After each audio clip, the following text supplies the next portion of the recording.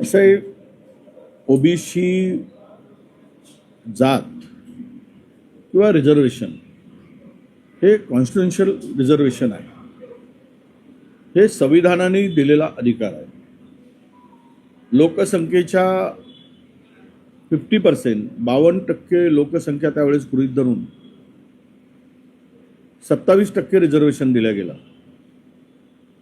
त्यामध्ये एससीचं त्या प्रमाणात, एसटीचं त्या लोकसंख्येप्रमाणामध्ये 100% रिझर्वेशन, कारण तो अत्यंत गरीब आणि मागास समाज होता.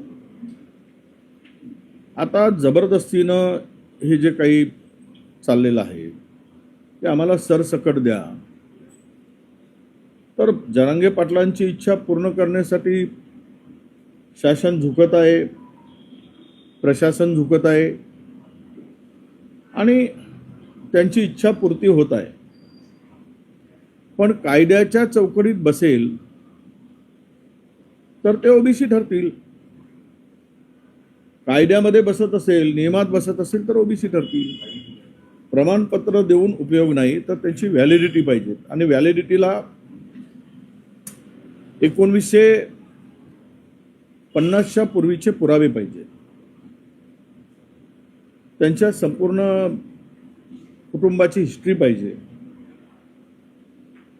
आता ही दिलेली, जबरदस्तीनं दिलेली जे काही प्रमाणपत्र आहे ते त्यामुळे या नियमात बसत नाहीत, म्हणून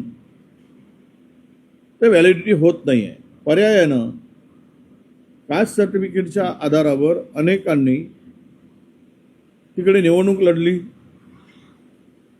जिंकून आलेत, काही हरले असतील, त्यांचा वेळ गेला, सरकारचेही पैसे गेलेत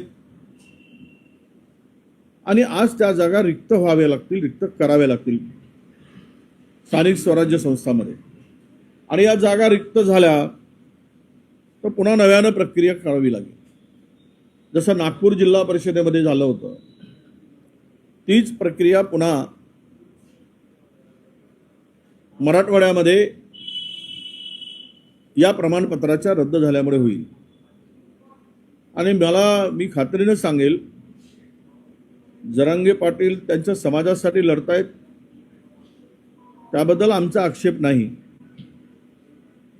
त्यांनी आपल्या समाजासाठी लढलं पाहिजे,